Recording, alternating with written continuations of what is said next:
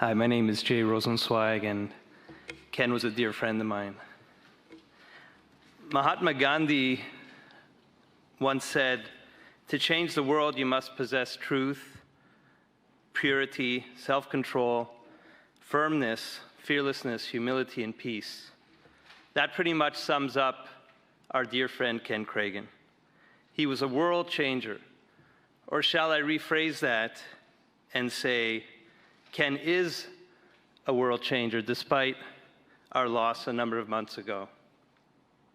Best known for his work spearheading the colossal We Are the World and Hands Across America projects, Ken's final project, Hands for Humanity, continues today.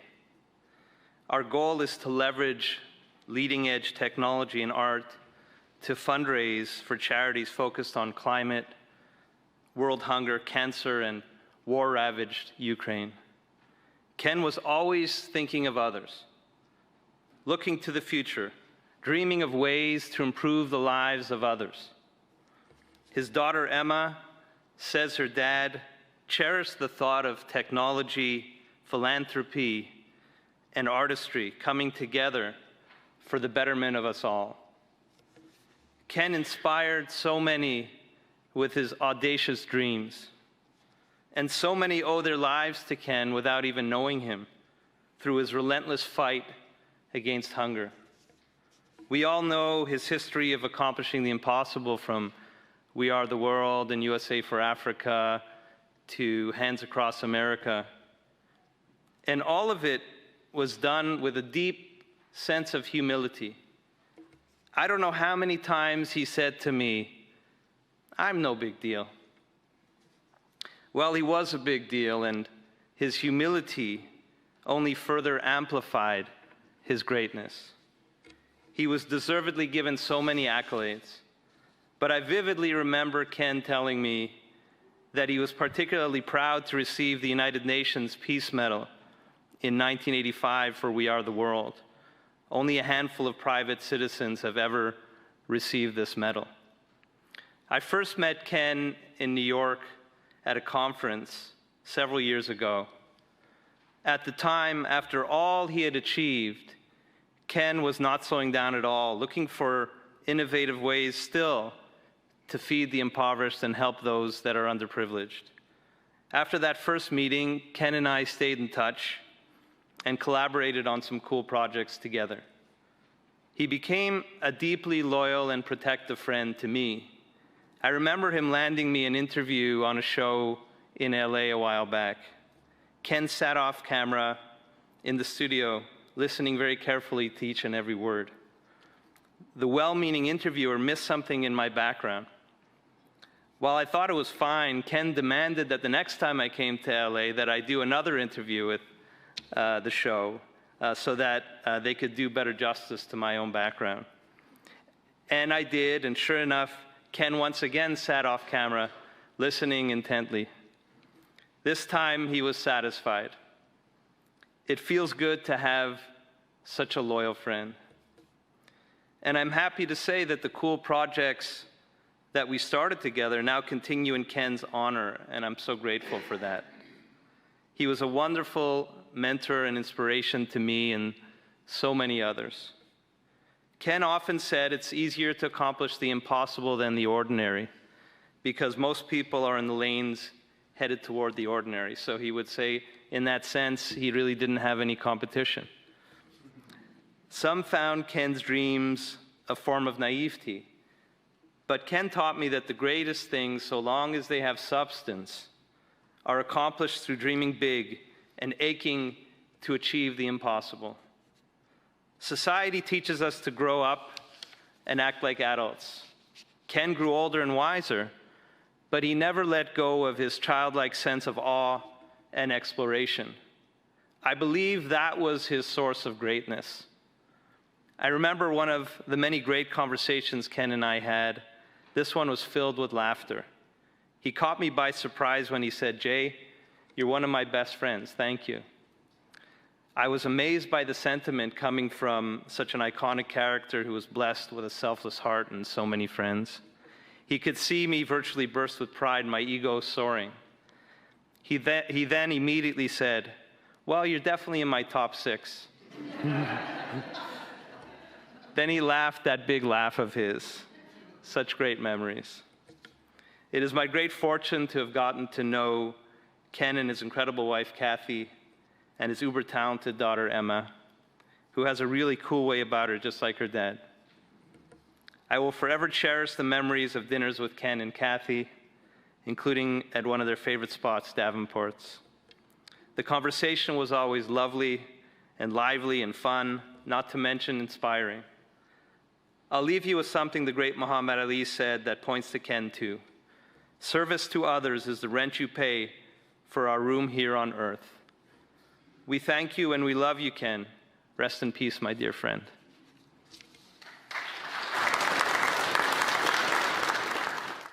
Sit of serving in the room with my for father, justice telling and peace these incredible stories and from his living in career such to kindness. people. We pray And in your think, holy as a name. small Amen. boy, gosh, I'll never have stories like that to tell.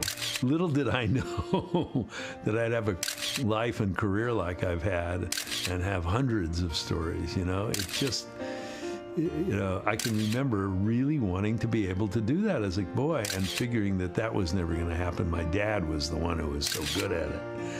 And now I go back and literally almost everything that happens to me any day in my life makes me remember something from the past that's interesting, you know.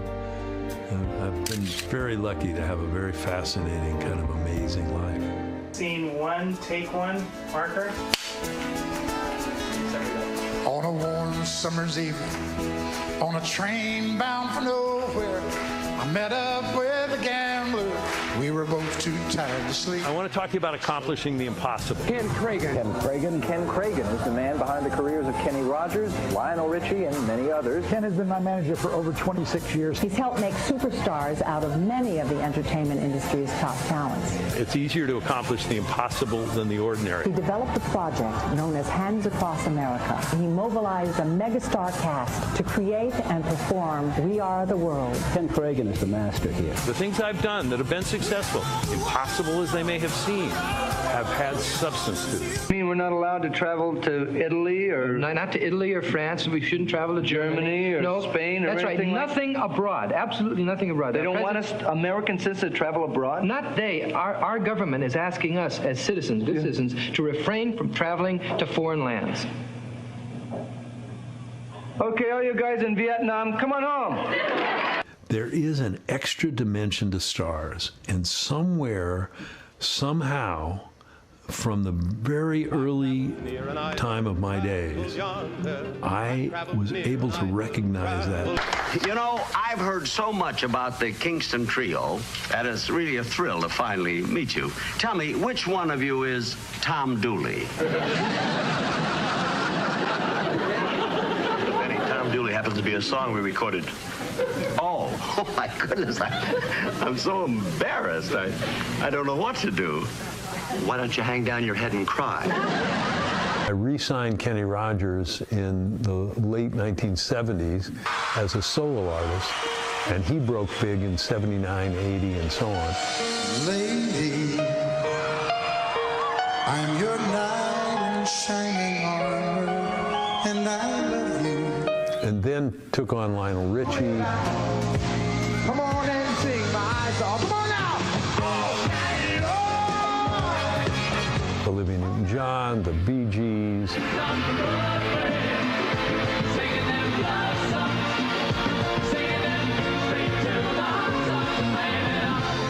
My clients had, in 1 year, 48%, almost 49% of the top 10 records were my clients. We dominated the charts with my clients, so it was pretty amazing. It was quite a run. Ken, the booking office from Leno just called. Trisha Yearwood's appearance has been canceled. Trisha Yearwood has been booked on Leno for months. I mean, how can Helen get away with this crap? And the cat's in the cradle and a silver spoon. Little boy blue and the man on the moon. When you're coming home, Dad, I don't know. My credo, which might be interesting for you to think about, is when in doubt, you know do we'll something. have a good time then. I really got involved in the issues of hunger and homelessness due to Harry.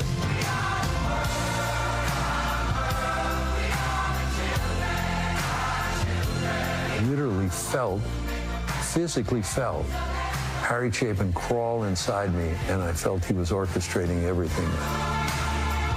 I got a call from Ken Kragen, who said, we're going to do a recording session. We got this one, that one, and the other one, and would you like to be part of it? It's for Africa. And Quincy Jones, but no, it's all I had to hear. Great, fine, I'm in. They played us the song. Cyndi Lauper leans over to me, she goes, it sounds like a Pepsi commercial. And nobody disagreed with that. But it was for a good cause. I think it's best to remember that the price for life this year is a piece of plastic 7 inches wide with a hole in the middle. Once you've tasted this, you can be sure that everybody will have a lifetime commitment to just doing this for the rest of their lives. And out of this experience, we may be able to save, a few thousand lives. Some individual has to take action. Bob took action. I took action. Harry Belafonte took action. Lionel took action. Michael Jackson took action. We all basically did something. We Are the World became a #1 hit. It earned 4 Grammys and raised some $65 million for famine relief in Africa. Kragen was awarded the United Nations Peace Medal for his work on the song. When Harry Belafonte called me, I was exactly in the frame of mind to build the lobby further through USA for Africa. Once we had those two, we could extend this idea to the planet. So Live Aid. The telethon raised $40 million. Just imagine this, a human chain of 6 million Americans standing side by side, hand in hand in a 4,000-mile long line stretching from New York to Los Angeles, all united for one single purpose. It's going to happen May 25th, and it's called Hands Across America. Here to tell you why this is happening is the man behind USA for Africa, We Are the World, Ken Kragen. There's Ken. Where did the idea come from, and how is it going to happen? Well, the idea really came about because when I got back from Africa last year, I'd gone there with the first supplies of food. Everybody said, when are we going to do something for America? It's time for America. We've got to do something here. It's nice to take care of the rest of the world, but we've got our own problems here to deal with. We did Hands Across America without the benefit of the internet, without cell phones. That's one of the most amazing things about that 30 years ago, that we could pull off this unbelievable event with 5.5 million people holding hands from one end of America to the other, and another million people in other parts of the country, in Alaska and Hawaii and over in military bases overseas, that we could pull that off without the internet and without cell phones. My objective in this course, very simply, is to make this, if not the best class, one of the best classes you've ever taken, and a class that changed your life. Basically, you've got to do the unexpected.